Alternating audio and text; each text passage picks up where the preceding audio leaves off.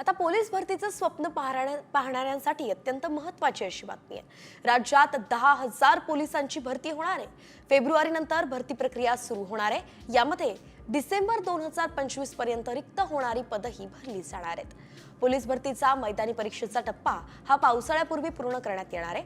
वाढती लोकसंख्या आणि गुन्ह्यांचे वाढलेले प्रमाण पाहताच पोलीस भरतीचा निर्णय घेण्यात आलाय।